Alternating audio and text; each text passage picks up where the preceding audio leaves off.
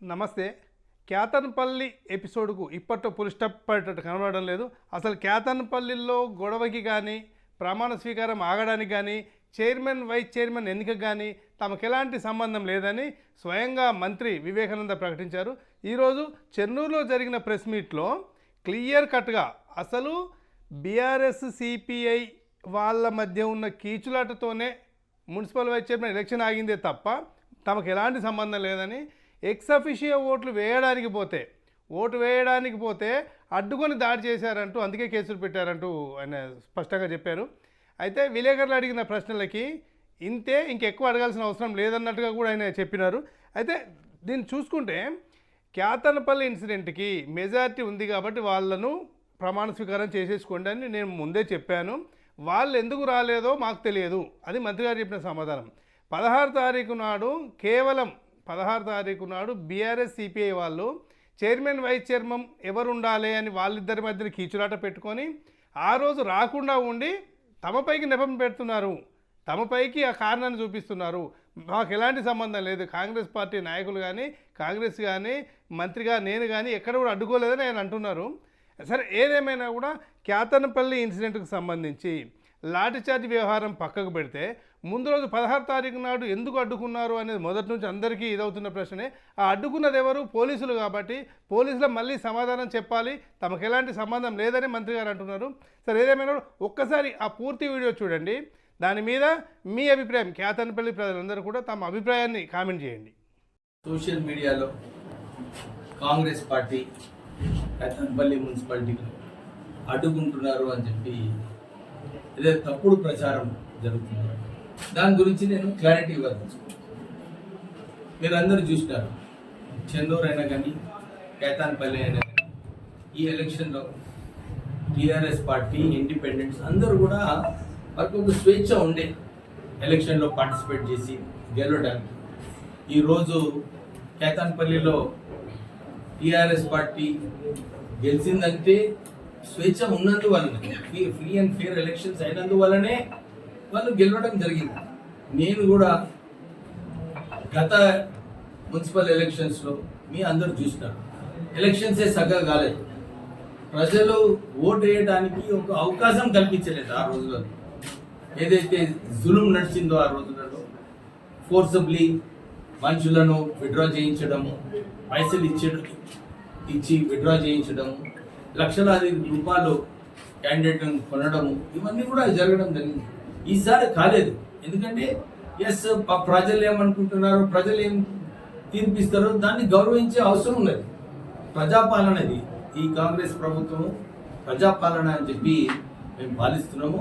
Actually Congress ప్రభుత్వము సత్తాలో వచ్చిన తర్వాత ఇప్పటి వరకు ఒక్క టీఆర్ఎస్ నాయకుడిని కూడా మేము అరెస్ట్ చేయించలేదు.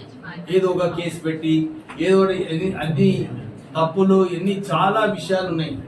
డెఫినెట్లీ ఏదైతే తప్పుడు అక్రమాలు జరిగినాయో, భూ కబ్జాలు జరిగినాయో, ఇవన్నిటి మీద ఎంక్వైరీ నడుస్తుంది, నడవదని కాదు. ఎందుకంటే చట్టం ప్రకారంగా ఎవరి చట్టంలో ప్రకారంగా ఉంటారో వారికి ఏం ఇబ్బంది ఉండదు. కానీ ఎవరైతే అప్పుడు అధికారాన్ని దుర్వినియోగం చేస్తారో డెఫినెట్లీ దానిపైన చట్టం ఏది తీసుకోవాలో అది తీసుకుంటుంది. కానీ మొన్న ఎలక్షన్ రోజు కూడా ఫస్ట్ డే ఎలక్షన్లో మేము బయటనే ఉన్నాం. వారు స్ట్రేట్గా 11 o'clock ఏదైతే టైం ఇచ్చినారో వారు పోయి ఎలక్షన్ కండక్ట్ చేసుకొని గెలుచుకుంటే అయిపోయింది. నేను ఎలక్షన్ రోజు రిజల్ట్స్ వచ్చిన రోజు కూడా నేను ఇదే చెప్పినాను, ఏది తీర్పిస్తారో అదే దాన్ని ఇంప్లిమెంట్ కావాలని చెప్పి నేను ఫస్ట్ డేనే నేను ఎలక్షన్ రిజల్ట్స్ ఇక్కడ చెన్నూరులో ఆ స్టేట్మెంట్ ఇవ్వడం జరిగింది. తర్వాత ఆ రోజు కూడా వాళ్ళు లేట్ పోయినందుకు ఆ ఎలక్షన్ పోస్ట్పోన్ అయింది. నెక్స్ట్ డే కూడా మేమందరం కూడా శాంతియుతంగా, నా ఎంపీ సాబు నేను ఇద్దరం కూడా కోఆప్షన్ మెంబర్స్, మేము పోవాలి, ఓటు ఇవ్వడానికి వెళ్ళాలి, మేము పోతున్నాం. మమ్మల్ని ఎందుకు అడ్డుకున్నారు నాకు అర్థం కాలేదు. నిజంగానే అక్కడ ప్రాబ్లం ఏముందంటే టీఆర్ఎస్, సిబిఐ ఎవరు చైర్మన్ కావాలి, ఎవరు వైస్ చైర్మన్ కావాలి, వాళ్ళ గొడవలు వాళ్ళకు ఉన్నాయి. మా మీద రాళ్ళు వేయడము, ఒక పోలీస్ కానిస్టేబుల్ సీరియస్ కావడము, రోడ్డు డివైడర్ ఆ కోన్ తీసుకొని నా కార్ మీద పడేయడము, నా కార్ విండ్ స్క్రీన్ ధ్వంసం చేయడము అవసరం ఏముండేది. యాక్చువల్లీ అక్కడ ఇష్యూనే లేకుండే. ఎవరైతే ఓటుకి హక్కు ఉన్నదో వాళ్ళు మీకు అందరు కూడా తెలుసు. నేను 2023 ఎలక్షన్ టైంలో కూడా ఇక్కడ నామినేషన్కి వెళ్ళినప్పుడు నేను చక్కగా చట్టం ప్రకారంగా 300 మీటర్స్ దగ్గర కార్లో దిగి నడుచుకుంటూ వెళ్ళడం జరిగింది. బాల్కసుమనే అప్పుడు అభ్యర్థిగా ఉండి అధికారంలో ఉండడని చెప్పి కారు తీసుకొని వెళ్ళిపోయినాడు. వారికి అధికారం దుర్వినియోగం చేయడము, ఏదో ఒక పెద్దతనం చూపించాలని, తర్వాత బయటికి వచ్చి ఆయన అంశాలు ఏమున్నాయి, ఎవరైతే టీఆర్ఎస్ పార్టీని వ్యతిరేకిస్తున్నారో బట్టలు ఇప్పి కొడతానని చెప్పి ఆయన హెచ్చరిక ప్రజలను హెచ్చరిక చేయడం జరిగింది. ప్రజలు తీర్మానం ఇచ్చినారు. ఇప్పుడు కూడా ఈ రౌడీజం చేసేది ఏం అవసరం, అసలు అవసరం లేదు. లోపల కూడా మీటింగ్లో ఎవరిని కొట్టినారు ఏంది అందరికి తెలుసు ప్రజలకు. మేము ఎక్కడ కూడా మా తరఫు నుంచి, మా కార్పొరేటర్స్ తరఫున కానీ మా తరఫు నుంచి కూడా ఎప్పుడు కూడా ఒక చెయ్యి మేము చేయలేదు. ఎక్కడ కూడా వైలెన్స్కి మేము ప్రోత్సహించము. మేము వైలెన్స్కి ఎప్పుడు కూడా ఖండిస్తాము. ఎందుకంటే శాంతియుతంగా ఈ ప్రజల తీర్పు డెమోక్రటిక్ కాంగ్రెస్ పార్టీ ఎప్పుడు కూడా ఉంటుంది. యాక్చువల్లీ నిజంగా చూడాలనుకుంటే నేను మెదక్ ఇన్ఛార్జ్ ఉన్నాను. మెదక్ ఇన్ఛార్జ్ ఉండి అక్కడ మెదక్ టీఆర్ఎస్ పార్టీ హబ్ అన్నమాట. ఆ స్థానాలలో మీరు చూసుకుంటే కంపేర్ చేసుకుంటే సంగారెడ్డి గెలిచినాము, జైరాబాద్ గెలిచినాము, నర్సాపూర్ గెలిచినాము, ఇస్నాపూర్ కూడా మా ఒక అభ్యర్థిని వాళ్ళు ఉన్నారని చెప్పి కో ఆప్షన్ మెంబర్ ఉన్నారని చెప్పి అది పోయింది. కానీ ఇస్నాపూర్ కూడా మేము గెలిచినాము యాక్చువల్లీ ఆన్ పేపర్. గజ్వేల్లో సూపర్ పర్ఫార్మెన్స్. అంటే ఎక్కడ కూడా ఎక్కడైతే కాంగ్రెస్ పార్టీని బలపరచాలో అక్కడ చేయడం జరిగింది. నా మీద కూడా అక్కడ స్ట్రాంగ్గా చేస్తున్న కాంగ్రెస్ పార్టీకి అని చెప్పి నా మీద కాన్సన్ట్రేషన్ చేస్తారు చెన్నూరులో. సో ఈ రాజకీయంలో ఇదొక కోణం అన్నమాట. అన్నీ కూడా మనము ఫైట్ చేయాలి, ముందుకు వెళ్ళాలి. ప్రజలు ఇంకా టైం ఉంది, వాళ్ళు ఏం తీర్పిస్తారో వాళ్ళు ప్రజలు తీర్పిస్తారు. సో నేను ఈ కేతాన్పల్లిలో మా రూల్ ఏం లేదు. పోలీస్ కానిస్టేబుల్ని వాళ్ళు రాయగొట్టి వారిని ఇంజూర్ చేసి వారిని అరెస్ట్ చేయడం జరిగింది. మా అప్లికేషన్ కూడా లేదు అక్కడ. ఉట్టినే కావాలని కాంగ్రెస్ పార్టీ చేస్తుంది, వివేక్ చేస్తుంది అని చెప్పి తప్పుడు ప్రచారం.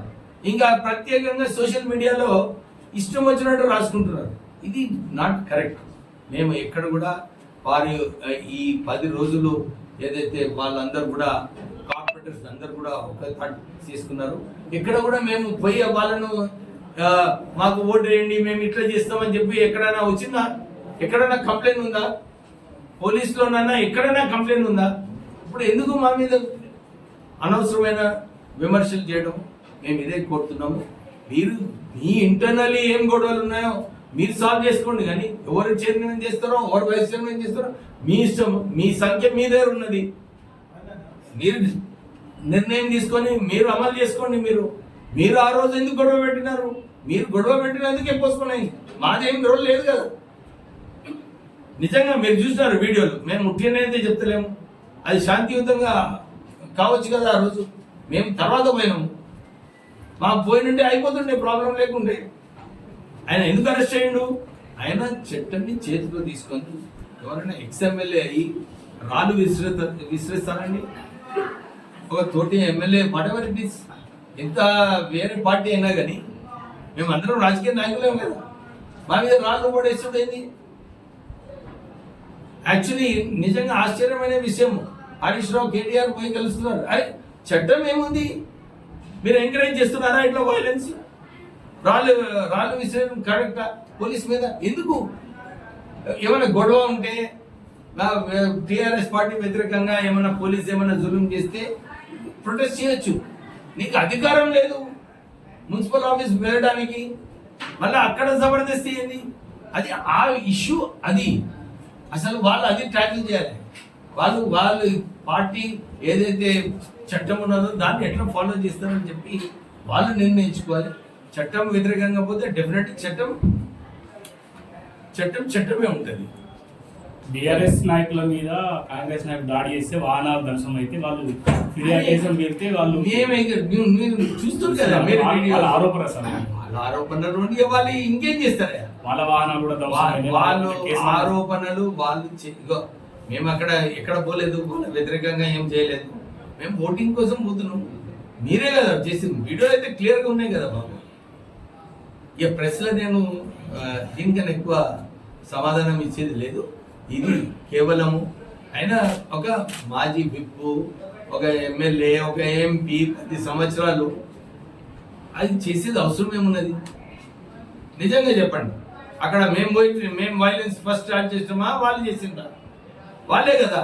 అసలు మాకు పోనించుంటే ఈ గొడవనే ఉండకపోతుండే, స్మూత్గా ఎలక్షన్ కూడా అయిపోతుండే, అవునా కదా? కానీ నిజంగా నాకు అనిపిస్తుంది అందరు కూడా ఇదే చర్చించుకుంటున్నారు. సార్ అక్కడ మున్సిపల్ చైర్మన్, వైస్ చైర్మన్ ఎవరు కావాలి, ఏమి వాళ్ళ గొడవలు ఎవరు చేయాలి, వాళ్ళ ఆశీష్ ఉంటారు కదా చాలా మంది ఆశీస్సులు, వాళ్ళ గొడవలు ఏమున్నాయో దానికోసం ఎందుకు చేయించిండో ఆయన సమాధానం ఇవ్వాలి. ఎలక్షన్ ఎందుకు పోస్ట్పోన్ చేయించిండని ఆయన గొడవ చేయకుంటే ఈ ఇష్యూనే ఉండకపోతుంటే మేము అందరం పోయినాము ఓటింగ్ కోసం.